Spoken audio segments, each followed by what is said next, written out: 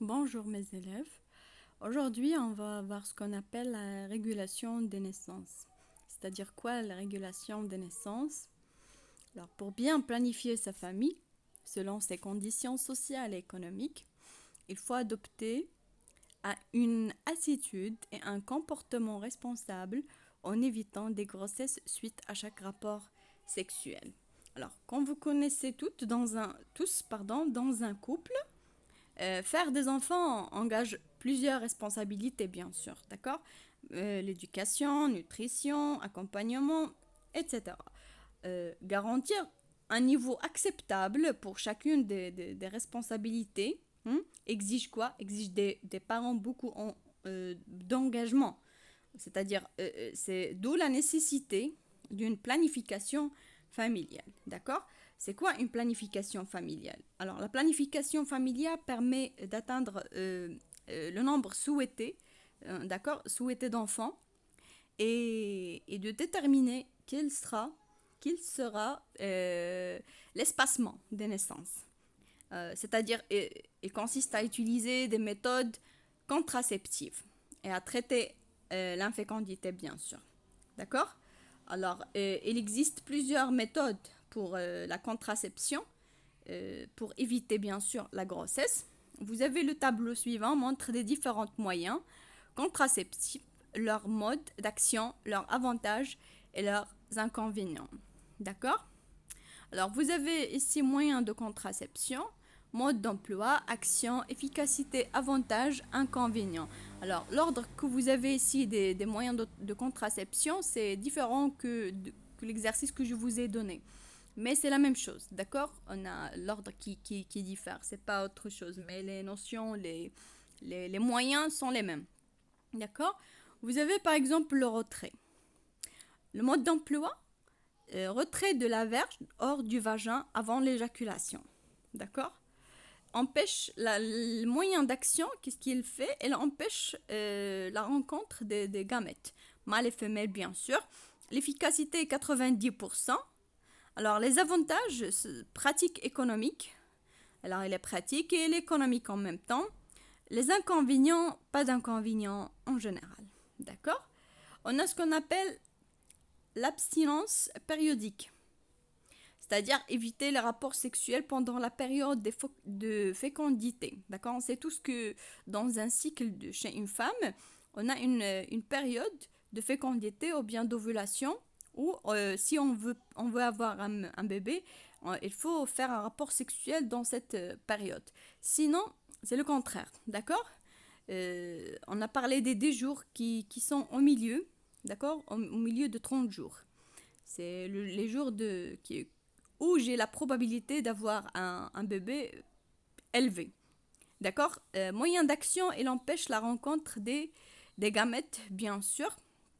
L'efficacité, 70%. Aussi, les pratiques économiques. Bien sûr, le taux d'échec élevé. D'accord?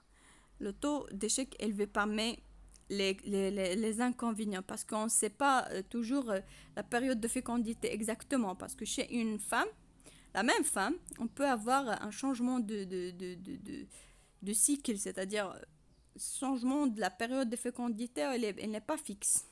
D'accord? Puis on va voir le préservatif masculin. Alors ce que vous avez sur la photo, c'est le préservatif masculin. C'est un poche de latex.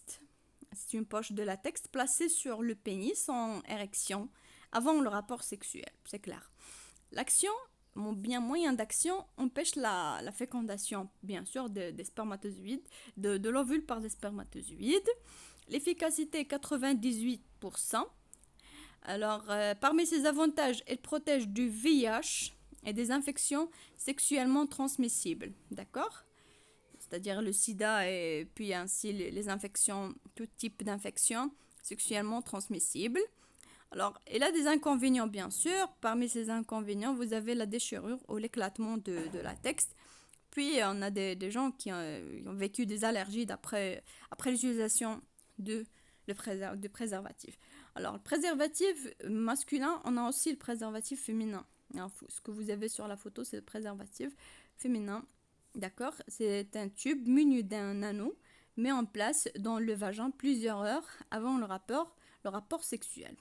Alors c'est clair, le moyen d'action empêche le passage des spermatozoïdes dans le vagin et donc la fécondation. C'est un obstacle pour empêcher le passage des spermatozoïdes vers l'utérus, etc. Alors l'efficacité est 15%. Et il protège à son tour aussi contre le VIH et des infections sexuellement transmissibles. Les inconvénients mis en place et retraits parfois difficiles chez la femme. Alors, la suite, on a le pilule contraceptive, mode d'action ou bien mode d'emploi, comprimé associant des hormones. Alors, elle contient des hormones, les pilules. En prendre en ordre, un seul quotidiennement pendant 21 jours ou les 28 jours du cycle selon le type de pilule. C'est-à-dire, on a des pilules où je prends pendant 21 jours. Il y a d'autres pendant 28 jours. D'accord? Et il contient des hormones avec des quantités précises. Moyen d'action, blocage de l'ovulation. D'accord? Il n'y a pas d'ovulation. Empêche la pénétration des spermatozoïdes dans l'utérus et blocage de la nidation dans l'utérus. C'est-à-dire même si on a une fécondation, elle bloque la nidation. L'efficacité 100% parce qu'elle agit sur l'ovulation. Si ça ne marche pas, elle agit sur la fécondation. Si ça ne marche pas, elle agit sur la nidation. D'accord? Elle a trois fonctions. Les avantages, taux d'échec nul. D'accord? Il n'y a pas d'échec. Les inconvénients, obligation de prendre un comprimé chaque jour à un moment fixe, c'est-à-dire si la femme a oublié de prendre le comprimé, c'est risqué pour la protection, c'est-à-dire on peut avoir une grossesse, d'accord? Si la femme a oublié ou bien changé le temps de prendre cette pilule. On a aussi ce qu'on appelle stérilite, d'accord? Vous avez sur la photo, c'est un petit bâtonnet cylindrique. Qu'est-ce qu'il contient? Il contient des hormones que les pilules progestatives, c'est-à-dire il contient aussi des hormones. Il empêche la rencontre des gamètes, d'accord? Ça forme dans l'utérus, il empêche la rencontre des gamètes mâles et femelles. L'efficacité 90%. Les avantages, simplicité, c'est simple, avec un seul geste, le sage-femme ou bien le médecin peut entrer le stérilite dans l'utérus de la femme. Longue durée, d'accord, d'utilisation. On peut l'utiliser dans une longue durée, d'accord. Saignement, parmi les inconvénients, saignement répété durant le cycle et allongement des règles, d'accord. Allongement de la période des règles, bien sûr. Alors, et si vous avez une remarque, il existe un autre moyen contraceptif 100% efficace, la stérilisation. Il consiste à ligaturer les voies génitales masculines ou féminines par un médecin spécialiste sans inconvénient. Il est irréversible, c'est-à-dire l'ERSTA. Il est irréversible, c'est ligaturer les voies génitales, soit masculin ou féminin. Il est irréversible, toujours, je répète. Alors, la contraception vise à éviter que la grossesse ne se produise, d'accord? Il existe, on a parlé de plusieurs méthodes. Alors, parmi ces méthodes, on peut dire qu'on a certaines méthodes qui se basent sur l'observation des mécanismes et des réactions de corps afin de déterminer les périodes de fertilité et de non-fertilité, d'accord? Il y en a certaines méthodes qui empêchant le sperme ne pénètre dans le vagin, d'accord? Il empêche le sperme de pénétrer dans le vagin. D'autres empêchent quoi? Empêchent que le corps produise des ovules. On n'a pas de production des ovules.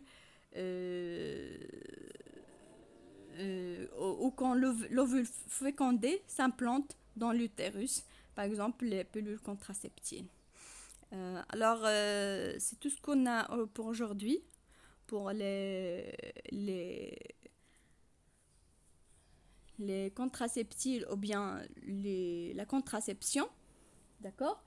On a d'autres exemples, je vais vous ajouter 2 exemples, je vais vous les envoyer sous forme d'une photo. dans le groupe. Alors, merci pour votre attention. Au revoir.